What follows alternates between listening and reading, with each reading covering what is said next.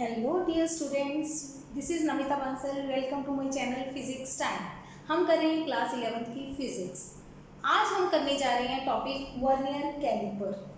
ये आपकी class 11th के सिलेबस का एक्सपेरिमेंट भी है, फर्स्ट प्रैक्टिकल, और साथ में इसके रिलेटेड आपको जेईई नीट में क्वेश्चंस भी आते हैं। ठीक है, तो सबसे पहले ये वर्नियर कैलिपर है क्या? ये एक इंस्ट्रूमेंट है, जैसे मैंने डायग्राम बनाया हुआ है। मैं इसको एक मॉडल की हेल्प से आपको समझाऊंगी। ठीक है, ये मैंने खुद से घर पे एक मॉडल तैयार किया है। इसका थोड़ा सा रफ है, लेकिन आपको समझ आ जाएगा कि दिखाना क्या चाहते हैं आप इसमें। तो ये है क्या? इट इज एन इंस्ट्रूमेंट जिसको एक फ्रेंच मैथमेटिशियन पीयर वर्नियर ने 1631 में इन्वेंट किया था। ठीक है, आप सबने एक नॉर्मल स्केल देखा हुआ है सबने। ठीक है, क्या होता है इस स्केल में? अगर मैं यहाँ पे ड्रॉ करूं, एक यहाँ पे 0 1 2 3 4 1 2 3 4, ये 1 नंबर लिखा होता है ना। ये नॉर्मल स्केल में होता है 0 1, फिर ऐसे डिविजन्स 2। मतलब ये जो 1 2 लिखा होता है ये होता है सेंटीमीटर्स। M I clear? तो 1 सेंटीमीटर में कितने पार्ट्स दिए होते हैं? 1 2 3 4 5 6 7 8 9 10। There are 10 divisions in 1 centimeter on a normal scale। ये सबको पता है। इसका मतलब नॉर्मल स्केल आपको जो रीडिंग दे सकता है, एक डिवीजन, जो उसकी एक डिवीजन बनेगा, एक पार्ट बनेगा। 10 डिवीजन से 1 सेंटीमीटर बनता है, तो एक डिवीजन से 1/10 सेंटीमीटर बनेगा, मतलब 0.1 सेंटीमीटर तक बनेगा। ठीक है, जो मेन स्केल की एक डिवीजन होती है, नॉर्मल स्केल की, सिंपल स्केल की हमारे, तो वो 0.1 सेंटीमीटर होती है। ये सबने देखा हुआ है। कुछ स्केल्स आते हैं एडवांस, जिनमें इनका और एक पार्ट किया होता है, हाफ हाफ। ये मिल जाएंगे आपको मार्केट में ऐसे स्केल्स। तो आप लिखेंगे 1 सेंटीमीटर में तब कितनी डिविजन की हुई है? 20। तो यहाँ पे 20 लिख देंगे, तो एक डिवीजन निकाल लेंगे। ये तो फॉर्मूला हो गया। अब मान लो मेरे पास एक रॉड है, जैसे मेरे पास मार्कर है। ठीक है, मैंने मार्कर यहां से यहां रखा, ये मैंने मार्कर प्लेस किया है आपके सामने। ठीक है, ये यहां तक पहुंचा। तो अगर मैं इसको रीड करूं, ये मेरा मार्कर है जो यहां से यहां तक पहुंचा, ये मेरा मार्कर है। ओके, तो ये कितना बना? आप क्या रीड करोगे? 0.1 2 3 4 5 6 7। ये 0.7 और 0.8 के बीच में है मार्कर की लेंथ। लेकिन हमारा स्केल कितनी रीडिंग दे सकता है? 0.7 या 0.8? कुछ कह देंगे जी बीच में है तो 0.75 कर दो। ये गलत है। नॉर्मल स्केल की एक डिवीजन 0.1 सेंटीमीटर तक है, मतलब सेंटीमीटर के एक डेसिमल तक जाती है। सेंटीमीटर में डेसिमल के बाद एक डिजिट आएगा, तो आपकी रीडिंग या तो 0.7 लिखोगे आप, या 0.8 लिखोगे। 0.7 और 8 के बीच में कितनी है वो आप नहीं बता सकते। ठीक है, ये नॉर्मल स्केल का कॉन्सेप्ट होता है। तो इस चीज को जो minimum reading, minimum value that can be measured by an instrument, कोई भी इंस्ट्रूमेंट कम से कम कितनी रीडिंग बता सकता है, उस रीडिंग को हम क्या कहते हैं? Least count. लीस्ट काउंट माने कम से कम काउंट। कोई भी इंस्ट्रूमेंट कितनी कम से कम रीडिंग दे सकता है, उस रीडिंग को हम क्या कहते हैं? Least count. क्लियर? इसके एग्जांपल भी लेते हैं। आपका जो घड़ी होती है, ठीक है, वॉल क्लॉक सबके पास है, उसको देखो, आप उससे मिनिमम कितना टाइम नोट कर सकते हो। वॉच है, क्लॉक है, वो टाइम के लिए यूज होगा। ठीक है, तो एक क्लॉक से आप मिनिमम कितना टाइम नोट कर सकते हो? 1 सेकेंड। नॉर्मल क्लॉक से आप 1 सेकेंड का से छोटा टाइम नोट कर सकते हो? नहीं। तो इसका मतलब उस क्लॉक का लीस्ट काउंट कितना है? 1 सेकेंड। मान लो हमारी सेकेंड वाली सुई टूट गई, घड़ी की सेकेंड वाली सुई टूट गई, तब आप कितना टाइम मिनिमम नोट कर सकते हो? जब आपको कंफर्म होगा कि इतना टाइम हो गया, जब आपकी 1 मिनट वाली सुई 1 डिजिट मूव कर जाएगी। हमारी मिनट वाली सुई 12 पे है, जब वो मतलब 12 के बाद हमारे पास डिजिट लेकिन बीच में 4 डिविजन है, नॉर्मल घड़ी की बात कर रही हूँ। तो जब आपकी मिनट की सुई यहाँ से यहाँ तक मूव कर गई तो आपको पता चल जाएगा 1 मिनट हो गया। तब मतलब हमारा लीस्ट काउंट क्या हो जाएगा, 1 मिनट। ठीक है, सपोज करो मेरे पास ये वॉल क्लॉक है, नॉर्मल वॉल क्लॉक की बात कर रही हूँ, जिसमें यहाँ पे 4 डिविजन होती हैं, 5 डिविजन होती है ना। मेरे पास जो वॉल क्लॉक है उसकी सेकेंड वाली सुई भी टूट गई, मिनट वाली सुई भी टूट गई। अब मेरे पास सिर्फ आवर वाली आवर हैंड रह गया, घंटे वाली सुई रह गई। तब मैं इसकी मिनिमम कितनी वैल्यू के बाद आपको बता पाऊंगी कि जी इतना टाइम हो गया, मतलब इतने श्योर है मुझे इतना टाइम हो गया, जब मेरी मिनट वाला आवर वाली हैंड आवर हैंड है जो किसी भी पॉइंट से स्टार्ट होके 2 तक पहुंचेगी तब बता पाऊंगी? नहीं, अगर वो आवर हैंड यहाँ से यहाँ तक भी पहुंच जाए तो मेरे को पता चल जाएगा टाइम हो गया। मतलब ये मिनिमम डिवीजन हम नोट कर सकते हैं। 1 से 2 के बीच में टोटल टाइम होता है 1 आवर। 1 आवर के कितने पार्ट किए हुए आपने? 5।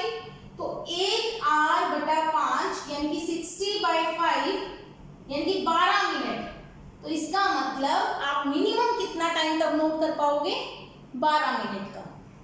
ये होता है लीस्ट काउंट का कॉन्सेप्ट कि किसी भी इंस्ट्रूमेंट से आप मिनिमम कितनी रीडिंग ले सकते हो। क्लियर हो गया? अब ये जो वर्नियर कैलिपर है, it is a device which is used to measure length. Length के कॉन्सेप्ट को मेजर कर सकता है, ये लेंथ को मेजर करेगा, मतलब कौन सी क्वांटिटी को मेजर करेगा? लेंथ को। अब किसकी लेंथ को लिखते हैं इसको?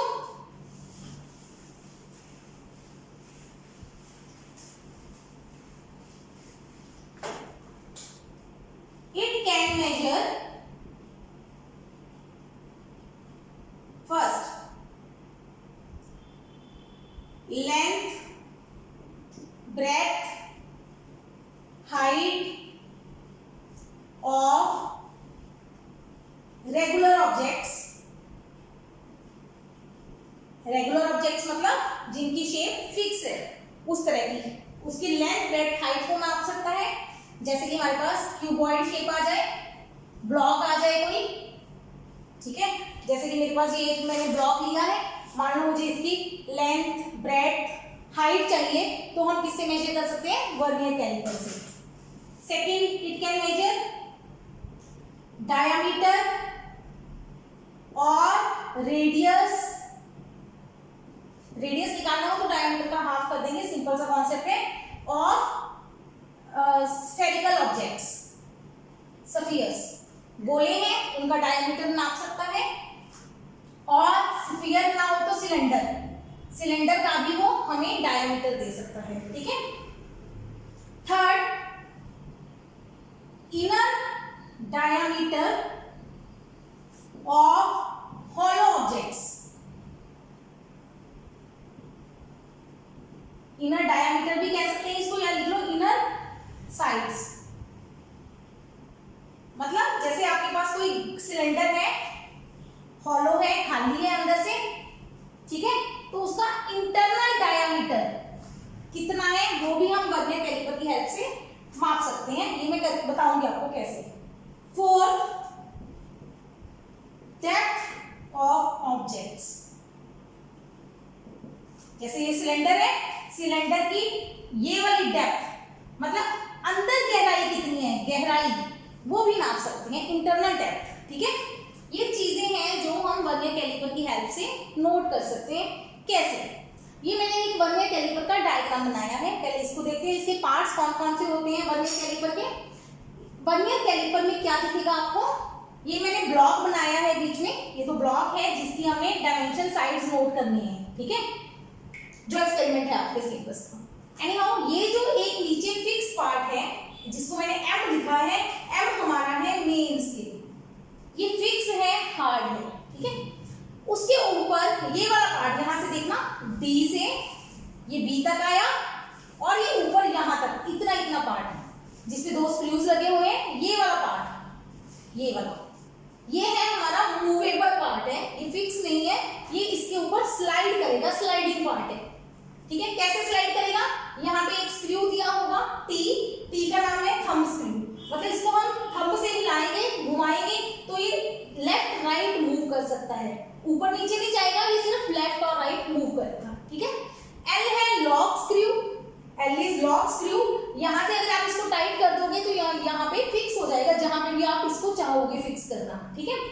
चलिए अब देखते हैं ए और बी। ए और बी जॉज हैं, लोअर जॉज हैं, जॉज मतलब दांत है इसके, फॉर आउटर मेजरमेंट, ये किसी चीज की बाहरी जो इसकी मतलब लेंथ ब्रेड्थ है वो मेजर करेंगे बाहर वाली, जैसे ये वाली बाहर वाली, ठीक है, बाहर वाली। सी और डी अंदर वाली, जैसे ये ब्लॉक है मेरे पास एक तरह के खाली अंदर से खोखला है, इसकी जो इंटरनल साइड है, इंटरनल, अब इंटरनल में ये नहीं घुस सकते, ये वाला जो है बाहर वाला नापेंगे और ये वाला जो है बाहर, ये वाले सी और डी ये अंदर वाली चीज नापेंगे, ठीक है। और ई एक दिख रही है आपको रॉड, ये ई जो है हमारी वो है डेप्थ रॉड। ई नीचे गिराएंगे किसी चीज की गहराई नापने के लिए, भी ये कितनी अंदर चली जाएगी उससे, ई से नापेंगे, समझ आ गई। अब इसकी रीडिंग देखते हैं कैसे देखनी है। उसके ऊपर देखो यहाँ पे मैंने कुछ लाइंस लगाई हुई है, ये जो घूमने वाला पार्ट है इसको बोलते हैं वर्नियर स्केल, उस पे भी कुछ लाइंस है। नीचे जो बना हुआ है वो है मेरा मेन स्केल, उस पे भी लाइंस लगी हुई है। यहाँ तक ये बेसिक डायग्राम समझ आ गया। अब मैं आपको इसके मॉडल से समझाती हूँ कि इसमें होता क्या है। देखिए ये हमने बनाया है एक वर्नियर कैलिपर का मॉडल। मॉडल में मैंने दो स्केल लगाए हैं, एक ये फिक्स स्केल है जिसको हम बोलते हैं मेन स्केल, और ये ऊपर है लगा हुआ एक्स्ट्रा छोटा सा स्केल जिसको हम बोलते हैं वर्नियर स्केल। मेन स्केल हमारा जैसे मैंने ये ड्रॉ किया है सेंटीमीटर्स में होता है, 1 सेंटीमीटर 2 सेंटीमीटर ऐसे चलेगा। ये 1 सेंटीमीटर एक्चुअली में बड़ा है क्योंकि मॉडल बनाया है तो मैंने बड़ा मतलब डायमेंशंस में दिखाया है। ये 1 सेंटीमीटर है टोटल, इमेजिन ये 2 सेंटीमीटर हो गया, यहाँ तक स्टार्टिंग से देखेंगे तो 2 सेंटीमीटर हो गया, आगे चलता जाएगा। ये नॉर्मली ये स्केल 10, 15, 20 सेंटीमीटर तक जाते होते हैं वर्नियर, ठीक है, ज़्यादा भी जा सकते हैं, वो तो आप जितना मर्जी बड़ा ले लो इसको।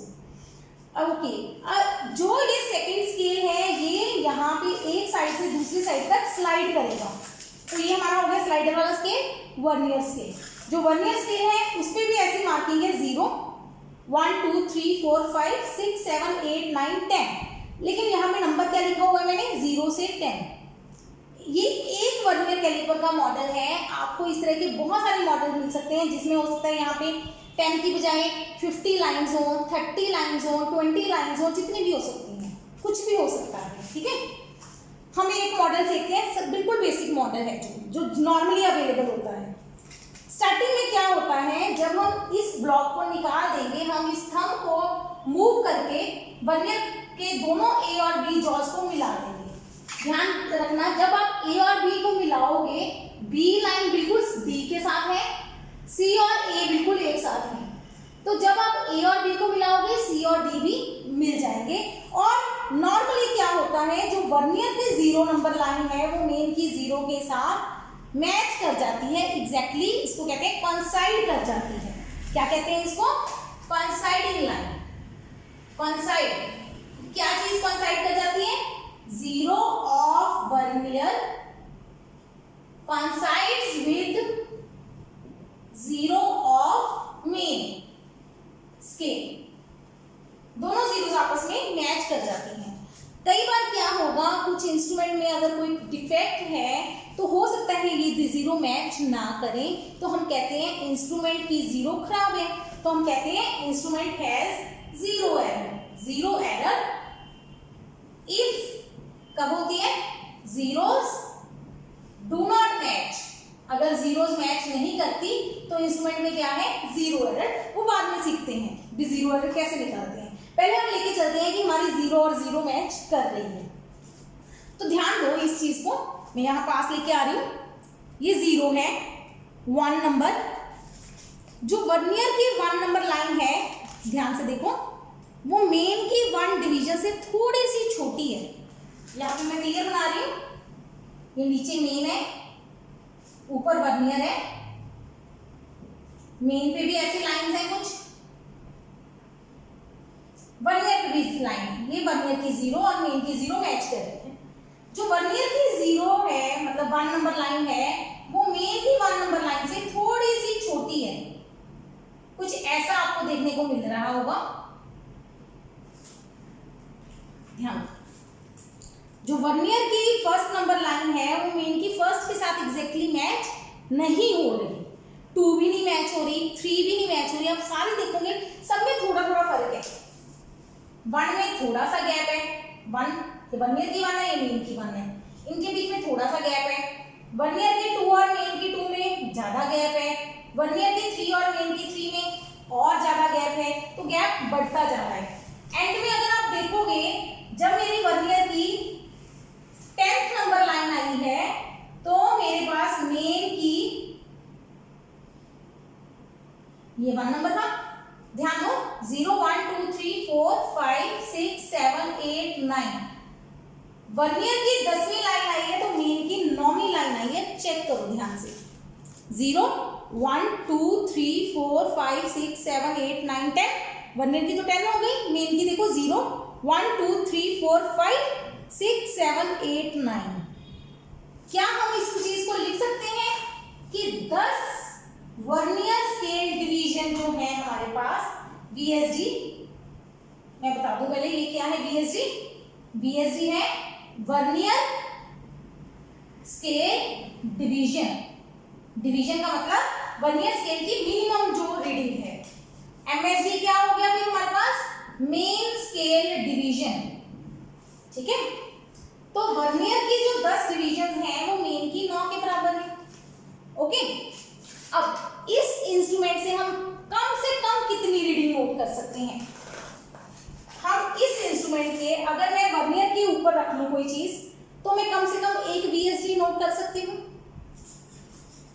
कम से कम 1 MSD भी नोट कर सकती हूँ। अगर मेरे पास कोई चीज है, कोई बॉडी है जिसकी जो लंबाई है वो इतनी है तो वो नोट हो जाएगी मेन स्केल डिवीजन के बराबर, अगर वो वर्नियर स्केल डिवीजन के बराबर है तो भी हो जाएगी।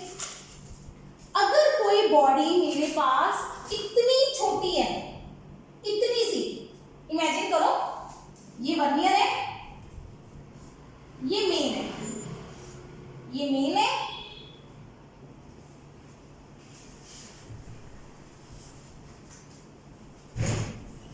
और ये वर्नियर है।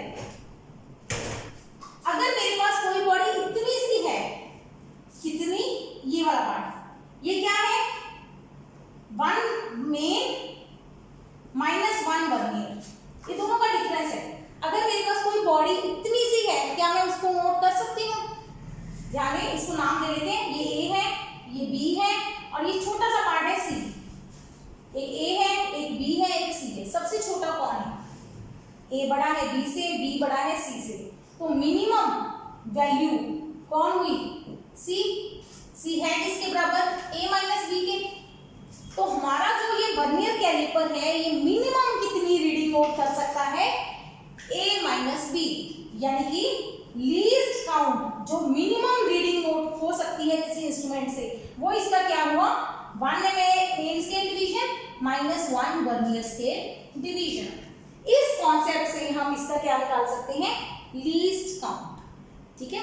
तो आपके पास ये वर्नियर कैलिपर तो एक इंस्ट्रूमेंट है, वर्नियर टाइप का स्केल जिसमें एक मेन फिक्स होगा, उसके ऊपर एक वर्नियर स्लाइडिंग होगा, इस तरह के बहुत सारे इंस्ट्रूमेंट्स हैं, ठीक है, जिसमें इस तरह की आपको चीजें मिलेंगी। एक वर्नियर एक मेन है, उस टाइप के इंस्ट्रूमेंट में हमेशा जो लीस्ट काउंट होता है वो होता है मेन और वर्नियर का डिफरेंस, मेन और वर्नियर का डिफरेंस, ठीक है। तो अब मैंने ऊपर लिखा था कि 10 वर्नियर जो है वो 9 मेन के बराबर है, तो इसका मतलब 1 वर्नियर किसके बराबर हुई? 9/10 मेन। यहां से निकल गई वर्नियर की वैल्यू, वो वैल्यू यहाँ पे आप सब्स्टिट्यूट कर दो, 1 MSD माइनस 9/10 MSD। नोट करो कितना हो गया, माइनस करोगे, एलसीएम लेंगे 10, 10 माइनस 9 1, 1/10 MSD आ जाएगा। यहां तक क्लियर हुआ? ठीक है। अब इसको मैं थोड़ा सा साफ करके आगे समझाती हूँ। हमने अभी लिखा जो लीस्ट काउंट आया वो आया 1/10 MSD, ठीक है। अब हमारे पास MSD मेन स्केल डिवीजन कितनी है? 10 मेन स्केल डिवीजन 1 सेंटीमीटर के बराबर है, तो एक मेन स्केल डिवीजन कितनी हुई? 1/10 centimetre. 1/10 into main scale division की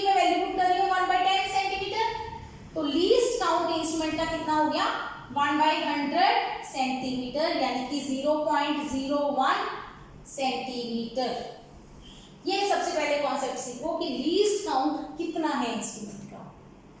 ये मैंने किस केस में करवाया है, जिस केस में आपके वर्नियर की कितनी डिविजन्स हैं 10, मेन की कितनी डिविजन्स के बराबर आई हैं 9 के बराबर, जो मैंने ये मॉडल बनाया है।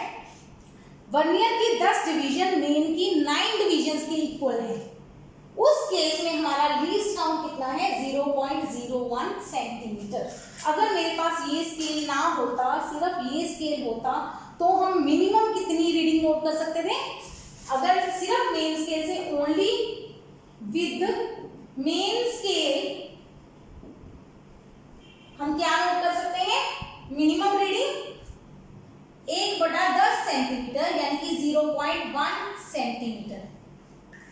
इसका मतलब सिर्फ एक सिंपल स्केल से आप डेसिमल सेंटीमीटर में 1 डेसिमल तक जा सकते हो, पर वर्नियर कैलिपर से आप कितने डेसिमल तक जा सकते हो? 2 डेसिमल तक। जितने आपकी रीडिंग में नंबर ऑफ डेसिमल प्लेसेस बढ़ते जाएंगे, हम कहते हैं मेजरमेंट इज, हम उसको क्या कहते हैं? Measurement is more precise. मतलब मेजरमेंट की प्रिसीजन अच्छी है, मेजरमेंट बहुत अच्छी है जब आप जितने ज्यादा डेसिमल तक जाओगे। यहां तक कॉन्सेप्ट समझ आया? हो सकता है किसी इंस्ट्रूमेंट में वर्नियर की 10 लाइंस हो, 10 हो, वो मेन की 9 के बराबर ना होके 8 के बराबर हो। कोई बात नहीं, अगर 8 के बराबर हो गई तो कोई बात नहीं, आप यहां से VSD निकालो, 8/10 MSD, फॉर्मूले में 8 पुट करो, ये आंसर 2/10 आ जाएगा, आंसर आ गया। तो लीस्ट काउंट आपका 0.02 सेंटीमीटर हो जाएगा। मतलब आपने करना क्या है? लीस्ट काउंट निकालने के लिए MSD और VSD को सब्ट्रैक्ट करना है और लीस्ट काउंट आपका निकल जाएगा। कॉन्सेप्ट समझ आया? ध्यान देने वाली बात क्या है कि वर्नियर की कितनी लाइंस मेन की कितनी लाइंस के बराबर है। ओके, तो ये हो गया हमारा सबसे पहले क्वेश्चन। जब भी आपने प्रैक्टिकल करना है, आपको क्या पता होना चाहिए? What is the least count of the instrument. ये सिर्फ इसका नहीं, किसी भी इंस्ट्रूमेंट का हो तो आपको लीस्ट काउंट पता होना चाहिए। जैसे कि आपने वेइंग मशीन्स देखी होंगी, है ना? कोई भी सामान बाजार से खरीदने जाते हो, कोई भी आप किराने के स्टोर पे चले जाओ, आप कोई भी चीज मांगोगे तो वो वेइंग स्केल पे रखेगा। तो उस स्केल का भी एक लीस्ट काउंट होता है कि कम से कम वो कितनी रीडिंग देगा। कई बार होता है वो जैसे मतलब 5 kg खरीदनी है आपने, 5 किलोग्राम की चीज, तो जो रीडिंग देता है 5.000 किलोग्राम। ठीक है, मतलब 1 किलोग्राम के 3 डेसिमल तक जा रहा है।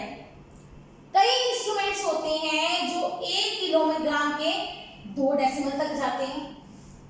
ठीक है, और अगर आप चले जाते हो ज्वेलरी शॉप पे, ज्वेलर्स पे, तो उसके जो होते हैं वो ग्राम्स के भी मतलब बहुत नीचे तक 3 डेसिमल तक जाते हैं। ग्राम्स के 3 डेसिमल तक चले जाते हैं, या उससे भी बेटर वेइंग मशीन्स आजकल आती हैं।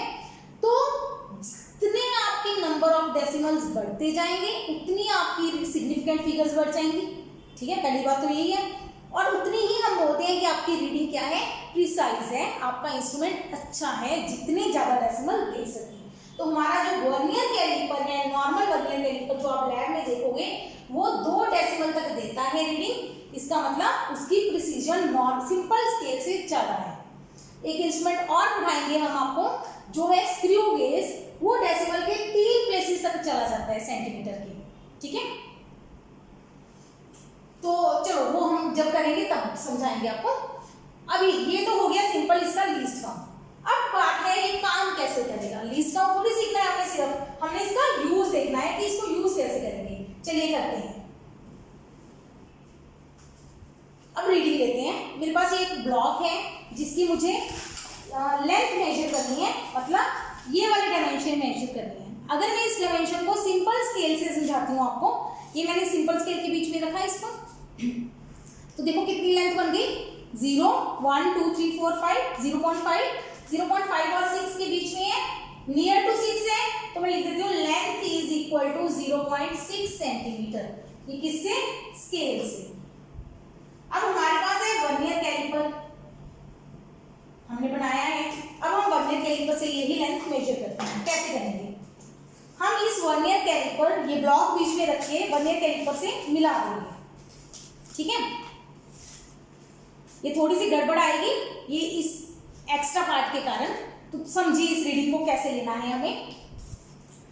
हमारा जो ये वर्नियर कैलिपर है, ये वर्नियर की जीरो, वर्नियर कैलिपर से जब आपने लेंथ मेजर करनी है तो उसमें दो पार्ट आएंगे, main scale reading plus vernier scale reading, दो पार्ट आएंगे, एक मेन की रीडिंग और एक वर्नियर की रीडिंग। दोनों को ऐड करेंगे तो आपकी टोटल लेंथ निकल जाएगी। मेन स्केल रीडिंग कैसे निकालते हैं? Before zero of vernier, vernier की जीरो से पहले जो लाइन है वो मेन स्केल रीडिंग होगी आपकी। करके दिखाएंगे। प्लस वर्नियर स्केल रीडिंग कैसे निकालते हैं? n into least count. अब n क्या है? n क्या है? Number of vernier division exactly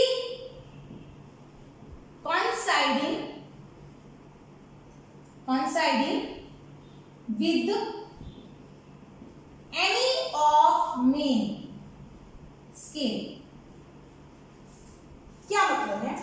पहले इस मॉडल को ही देखते हैं। लेंथ मेजर करने से पहले हमने आपको दिखाया कि जब जीरो नंबर लाइन वर्नियर की मैच कर रही है मेन की जीरो से, तो 10th नंबर लाइन वर्नियर की मेन की 9th नंबर लाइन से मैच कर रही है। या कहीं भी चले जाओ, आप जीरो को वर्नियर इस 1 नंबर से मैच कर लो तो आप देखोगे जो 10th लाइन है वो 1.9 से मैच करेगी, ठीक है।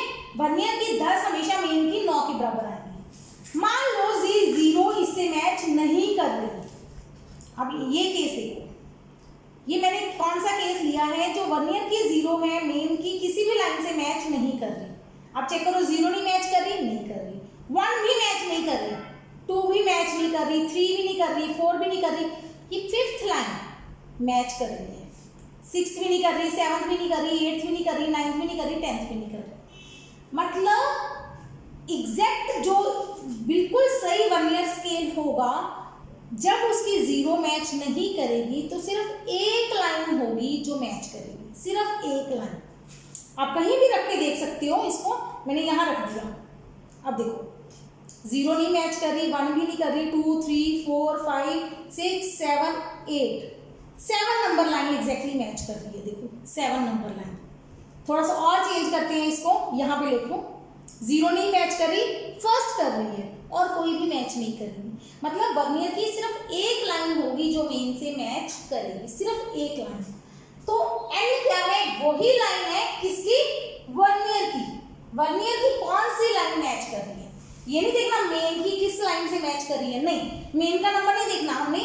जो वर्नियर स्केल रीडिंग में सिर्फ वर्नियर का नंबर देखना है कि वर्नियर की कौन सी लाइन मेन से मैच कर रही है, ठीक है। अब देखो, इसको करके देखेंगे। हम इस ब्लॉक को बीच में रखेंगे, इसको मैच करवाएंगे। अब देखो, अब मेरे पास ये सिचुएशन बनी है, मैं इसको निकाल देती हूँ। मैंने इसको लॉक कर दिया, समझो ऊपर वाले स्क्रू से इसको लॉक कर देंगे, फिक्स कर देंगे, फिर चाहे ये ब्लॉक बाहर निकल जाए। अब देखो ध्यान से, अब ये जो जीरो है मेन की किस लाइन, पहले हमें मेन स्केल रीडिंग देखनी है। ये मेन स्केल रीडिंग कौन सी होती है? Before zero of vernier. Vernier की जीरो से पहले मेन की कौन सी लाइन है? कौन सी लाइन है जी? 0 0.1 2 3 4 5 6 7 8, 0.7 0.8 के बीच में है, तो मेन की रीडिंग हमारे पास क्या हुई? 0.7 सेंटीमीटर। मेन स्केल रीडिंग कौन सी लाइन होती है? मेन की लाइन होती है लाइन ऑफ मेन। कौन सी मेन की लाइन? मेन में बहुत सारी लाइंस है। बिफोर जीरो ऑफ वर्नियर, इसको बिफोर की बजाय लिखती हूँ just before zero of vernier. मतलब वर्नियर की जीरो से जस्ट पहले जो मेन की लाइन है वो वाला नंबर लिखना है यहाँ पे, ठीक है। Plus n multiply least count. अब n क्या है? अब वर्नियर की जीरो तो मैच नहीं कर रही, फर्स्ट भी नहीं कर रही, सेकंड भी नहीं कर रही, थर्ड। इस डायग्राम में सिर्फ थर्ड लाइन है जो मेन से मैच करेगी और कोई भी मैच नहीं करेगी। तो मतलब n हमारे लिए क्या हो गया, 3 नंबर। n क्या हो गया 3। n is a number, n के कोई यूनिट्स नहीं है, n सिंपली एक प्योर नंबर है, ठीक है। लीस्ट काउंट, इंस्ट्रूमेंट का लीस्ट काउंट कितना है 0.01 सेंटीमीटर। बट अब ये बोर्ड मास लगाएंगे, पहले मल्टीप्लाई फिर एडिशन, 0.7 प्लस इनको ऐड करेंगे 0.03 सेंटीमीटर, ये भी सेंटीमीटर, ऐड करेंगे तो 0.73 सेंटीमीटर। ये आपकी अब लेंथ आई है 0.73 centimetre with the help of vernier caliper. समझ आया? सिंपल स्केल से लेंथ 1 सेंटीमीटर तक आती थी, इसमें सेंटीमीटर के 1 डेसिमल तक आती थी, यहाँ पे लेंथ आ रही है 2 डेसिमल तक। इसका मतलब ये रीडिंग हमारी बेटर है, मोर प्रिसाइज है, प्रिसाइज रीडिंग बोलते हैं इसको। समझ आया? इसको नोट करना कैसे, ठीक है। अब एक और एग्जांपल ले लेते हैं, देखो ध्यान से देखो, दोबारा सीख लो इसको। आपने क्या करना है, जो भी आपका ब्लॉक है उसको जॉस के बीच में रखना है, फिर आपका वर्नियर ऐसे कहीं ना कहीं आ जाएगा। मान लो यहां तक पहुंच गया मेरा वर्नियर, ठीक है, इतना बड़ा ब्लॉक रखा कोई। अब वर्नियर की 0 से पहले मेन की कौन सी लाइन है, ये 1 नंबर है, 1 सेंटीमीटर हो गया, 1.1, 1.2, 1.3, 1.4, मतलब ये वाली लाइन कौन सी है 1.3 सेंटीमीटर। तब हमारे केस में जो हमारी लेंथ आएगी वो क्या आएगी 1.3 सेंटीमीटर प्लस लेनी है, पहले मेन स्केल पूरा हो गया, खत्म मेन का काम। अब वर्नियर का काम शुरू होता है। वर्नियर की 0 नहीं मैच करी, 1 नहीं मैच करी, 2 नहीं मैच करी, 3 भी नहीं मैच करी, 4 भी नहीं मैच करी, नहीं 4 मैच करी। आपने देखना है वर्नियर की कौन सी लाइन मैच करेगी, एक ही लाइन मैच करेगी, वो नंबर यहाँ पे लिख दे रहे हैं 4 multiply by least count 0.01 centimetre, add कर दो 1.3 प्लस 0.04 तो बन गया 1.34 सेंटीमीटर। आई समझ? इस तरीके से हम इसकी लेंथ नोट करेंगे, ठीक है। ये तो हो गया हमारा वर्नियर कैलिपर का लेंथ मेजर करने का कॉन्सेप्ट, ठीक है। अब नेक्स्ट देखते हैं, एक मैंने बीच में बोला था कई बार क्या होता है इंस्ट्रूमेंट की 0 आपस में मैच नहीं करती, कई बार 0 आपस में मैच नहीं करती। हम इंस्ट्रूमेंट को बंद करते हैं लेकिन दोनों की जीरोस, ये वर्नियर की 0 होगी यहाँ पे, ठीक है, ये वर्नियर की 10 नंबर लाइन है, लास्ट लाइन, ये जब बंद करेंगे तो हो सकता है ये जीरोस आपस में मैच ना करें, तो हम क्या कहते हैं जब जीरोस मैच नहीं करती इसका मतलब इंस्ट्रूमेंट में क्या है 0 एरर, 0 की मिस्टेक है।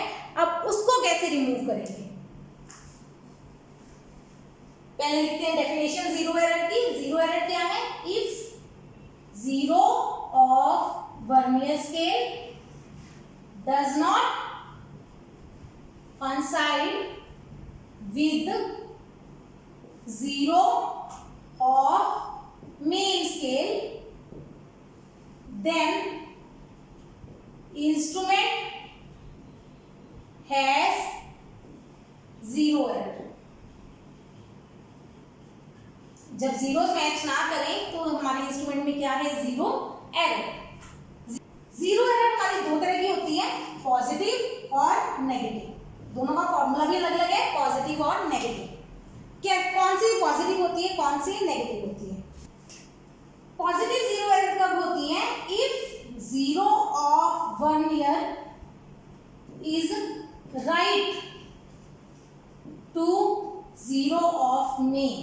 ये याद रखो, अगर हमारे वर्नियर की 0 मेन की 0 के राइट में है, मेन की 0 पहले है फिर वर्नियर की 0 आती है, ठीक है, तो हमारी 0 एरर क्या होती है, पॉजिटिव 0 एरर, ठीक है। इफ 0 ऑफ वर्नियर इज उल्टा हो इसका, is left to 0 of main, तो हमारे पास कौन सी 0 एरर होती है, नेगेटिव 0 एरर, ठीक है। एक पॉजिटिव 0 एरर, एक नेगेटिव 0 एरर। 0 एरर का फॉर्मूला अगर पॉजिटिव है तो पॉजिटिव 0 एरर का plus n into least count, पहले फॉर्मूला लिख लेते हैं। अगर नेगेटिव 0 एरर है तो माइनस नेगेटिव वाला में नेगेटिव फॉर्मूला लगाएंगे, 10 minus n into least count. ये 10 की बजाय मैं लिख रही हूँ यहाँ पे कैपिटल N। दोनों केसेस में कैपिटल N क्या है? Number of vernier scale divisions, मतलब वर्नियर को कितने पार्ट्स में डिवाइड किया है। मैंने बताया था नॉर्मल सिंपल वर्नियर स्केल में ये 10 डिवीजन होती है, बट ये 10 से ज्यादा भी हो सकती है, 50 भी हो सकती है, 30 भी हो सकती है, 100 भी हो सकती है, ठीक है, जितनी भी हो सकती है। तो ये कैपिटल N क्या है? वर्नियर की कितनी डिविजन्स हैं। स्मॉल n क्या है? Line of vernier coinciding with में, जो हम पीछे लिख के आए हैं वैसे वाली चीज। क्या मतलब है इसका? अब हमारे केस में जीरो तो मैच नहीं कर रही, जीरो तो मैच नहीं कर रही, तो कौन सी लाइन मैच कर रही है? जीरो नहीं कर रही, फर्स्ट नहीं कर रही, ध्यान देखो इस केस में, सेकंड नहीं कर रही, थर्ड नहीं कर रही, फोर्थ नहीं कर रही, फिफ्थ नहीं कर रही, सिक्स्थ लाइन मैच कर रही है। कौन सी लाइन मैच कर रही है? सिक्स। सिर्फ एक ही लाइन मैच करेगी। तो हमारी क्योंकि जीरो हमारे किस में थी? राइट में। किसकी जीरो? वर्नियर की जीरो राइट में थी, तो मेरे इंस्ट्रूमेंट की एरर इस केस में कौन सी हुई? पॉजिटिव जीरो एरर, ठीक है। अब कौन सी लाइन वर्नियर की मैच कर रही है? Sixth line. तो हमारे इंस्ट्रूमेंट की जीरो एरर क्या हो गई? +6 इंटू 0.01 यानी कि 0.06 सेंटीमीटर।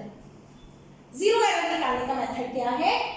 अगर आपकी पॉजिटिव जीरो एरर है तो सिंपल n को लीस्ट काउंट से मल्टीप्लाई कर दो। n मतलब लाइन कोइंसाइडिंग कौन सी है। अगर आपके इंस्ट्रूमेंट में नेगेटिव जीरो एरर है तो पहले अगर नेगेटिव जीरो एरर आई, मतलब ये मेरा जीरो है, जो ध्यान से देना, वैसे मैं इसको कर नहीं पाऊंगी क्योंकि ये फिक्स है यहाँ पे, ये इस केस में लगा लो। अब जीरो जो है मेरी किस में चली गई? लेफ्ट में चली गई। वर्नियर की जीरो मेन के लेफ्ट में चली गई, मेन के पहले आ गई। अब इस केस में कौन सी लाइन मैच कर रही है? जीरो नहीं कर रही, फर्स्ट नहीं कर रही, सेकंड नहीं कर रही, third, fourth, fifth, six, seven, eighth line match कर रही है। कौन सी लाइन मैच कर रही है? Eighth line. तो हम फॉर्मूला कौन सा लगाएंगे? नेगेटिव जीरो एरर का 10, क्योंकि वर्नियर के टोटल 10 पार्ट्स हैं। 10 माइनस 8 इंटू लीस्ट काउंट 2 हो गया, माइनस 0.02 सेंटीमीटर। ये लीस्ट काउंट निकालने का मेथड है। अगर वर्नियर बाद में आता है तो पॉजिटिव एरर है, सिंपल एरर को लीस्ट काउंट से मल्टीप्लाई कर दो। अगर वर्नियर पहले आता है फिर मीन आता है तो नेगेटिव एरर है। अगर दोनों जीरोस मैच कर रही है तो हम कहेंगे no zero error. If zeros match, बिल्कुल मैच कर जाए तो जीरो एरर नहीं है, इंस्ट्रूमेंट में कोई एरर नहीं है। तो अगर आपने लिखना है उस केस में, प्रैक्टिकल फाइल में लिखते हैं हम, तो लिखेंगे zero error is equal to nil, या आप लिखो 0.00 सेंटीमीटर। 2 डेसिमल तक जाना है हमेशा, ना पॉजिटिव ना नेगेटिव, जीरो एरर जीरो ही। समझ आई? मतलब जीरो एरर का मतलब समझ आ गया? जीरो की एरर है, जीरोस मैच नहीं कर रही। मैच नहीं करेगी तो एरर आएगी, मैच कर गई तो एरर खत्म हो जाएगी, ठीक। अब एरर तो आ गई, हमने एरर निकाल ली, हमारे इंस्ट्रूमेंट में प्रॉब्लम है। प्रॉब्लम है तो हम क्या करेंगे? इसको रिमूव करेंगे।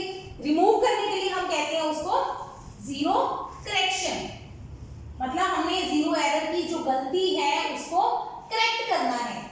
इंस्ट्रूमेंट में प्रॉब्लम थी, हम इंस्ट्रूमेंट को तोड़ के सही नहीं करेंगे कि दोनों की जीरो को मैच करो, नहीं, हम पहले उसकी एरर निकाल लेंगे फिर करेक्शन लगा देंगे। करेक्शन क्या आएगी? नेगेटिव ऑफ जीरो एरर, बस खत्म, सिंपल। जो भी आपकी एरर आई है उसका ऑपोजिट कर दो, पॉजिटिव है तो नेगेटिव कर दो, नेगेटिव है तो पॉजिटिव कर दो, तो आपकी आ जाएगी करेक्शन, ठीक है।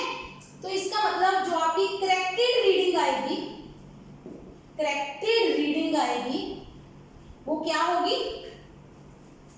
वो होगी ऑब्जर्व्ड रीडिंग, जो आपने पहले ऑब्जर्व की है उसमें जीरो करेक्शन ऐड कर दो, उसमें आप क्या लगा दो?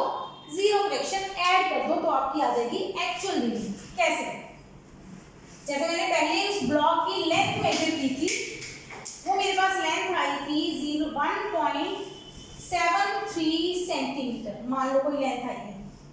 मेरे इंस्ट्रूमेंट में ये मेरी कौन सी रीडिंग है? ऑब्जर्व, ये मैंने पहले ऑब्जर्व की है।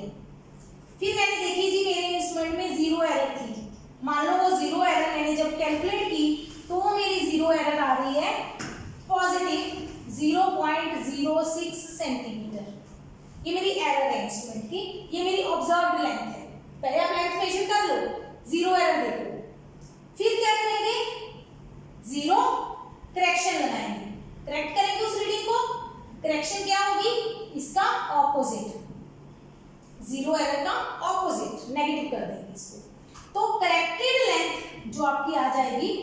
वो क्या आएगी,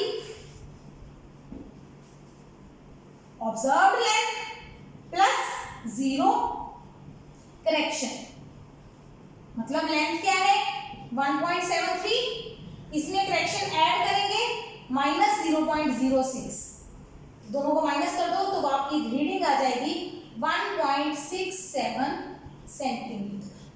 क्लियर? इसका मतलब अगर आपके इंस्ट्रूमेंट में 0 एरर है तो पहले आप उस एरर को कैलकुलेट करो, पॉजिटिव या नेगेटिव चेक करो, फिर कैलकुलेट करके उसकी करेक्शन लगाओ, फिर आपकी एक्चुअल लेंथ जो आएगी इस ब्लॉक की या कोई भी बॉडी जिसकी आपको डायमेंशन साइड चाहिए वो आप इस तरीके से मेजर करोगे। Clear this steps? एक बार नोट कर लो। तो इसके साथ हमारा ये वर्नियर कैलिपर का बेसिक कॉन्सेप्ट कंप्लीट हो गया, जिसमें कि हम क्या करते हैं, सबसे पहले लीस्ट काउंट निकालेंगे इंस्ट्रूमेंट का। ये मैंने सिंपल वर्नियर कैलिपर बनाया है जिसमें वर्नियर कैलिपर की 10 जो डिविजन्स हैं वो 9 मेन स्केल के साथ मैच करती हैं। एक्चुअल में ज़रूरी नहीं है कि 10 9 के साथ मैच करें, 10 8 के साथ भी मैच कर सकती हैं। इवन ऐसे इंस्ट्रूमेंट भी हैं जिसमें 10 लाइंस 11 के साथ मैच करती हैं।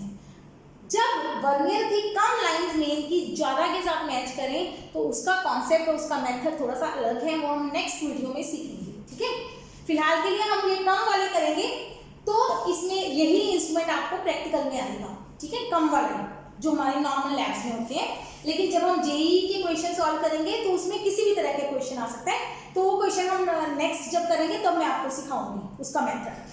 तो अब क्या है, सबसे पहले आपको देखना है इंस्ट्रूमेंट का लीस्ट काउंट क्या है, वो कैसे निकालते हैं, मेन और वर्नियर का डिफरेंस, मेन और वर्नियर का डिफरेंस। ठीक है, तो हमने पहले वर्नियर की डिवीजन देखी 10 है, वो 9 के बराबर, तो वहां से हमने कैलकुलेशन लगा के लीस्ट काउंट निकाल लिया। फिर सेकंड स्टेप है आपका इंस्ट्रूमेंट की एरर निकालना। कौन सी एरर? 0 एरर। चेक करके जीरोस मैच कर रही है कि नहीं कर रही।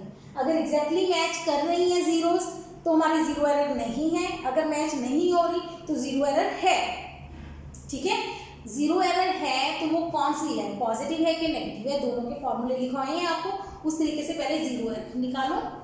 एरर है तो करेक्शन लगाओ, उसकी करेक्शन क्या होगी, 0 एरर का ऑपोजिट, नेगेटिव है तो पॉजिटिव कर दो, पॉजिटिव है तो नेगेटिव कर दो। करेक्शन निकल गई, फिर आप उसकी लेंथ मेजर करो, लेंथ ब्रेड्थ डायामीटर हाइट जो भी कहा है वो निकाल दो, फिर उसको करेक्शन उसमें जोड़ दो। करेक्शन हमेशा ऐड करनी है, अगर करेक्शन नेगेटिव है तो माइनस हो जाएगी, पॉजिटिव है तो ऐड हो जाएगी, मतलब हमने ऐड करना है, उसके साइन के हिसाब से ऐड या सब्ट्रैक्ट हो जाएगी, तो करेक्टेड डायमेंशन आपकी निकल जाएगी। अंडरस्टैंड? तो I hope you enjoyed the video. फिर भी अगर आपको कोई भी डाउट हो तो आप मुझे मेल करके पूछ सकते हैं, मैं इस वीडियो को रिपीट भी कर दूंगी अगर किसी को चाहिए तो उसके लिए। तो फिर भी आप, लेकिन वीडियो में ये फायदा होता है आप बार बार उस चीज़ को जो आपको पार्ट नहीं क्लियर हुआ आप दोबारा सुन के समझ सकते हैं। ठीक है, तो फिलहाल के लिए इतना ही आज के लिए। इस को अच्छे से कॉन्सेप्ट को समझ लो, एरर और लीस्ट काउंट का कॉन्सेप्ट समझ लो, लेंथ कैसे मेजर करते हैं, रीडिंग कैसे लेते हैं वो सीख लो। फिर इसके बाद हम जेईई या नीट में जो क्वेश्चंस आते हैं इसके रिलेटेड वो करेंगे। ठीक है, तो keep watching, keep learning, subscribe to my channel. Thank you.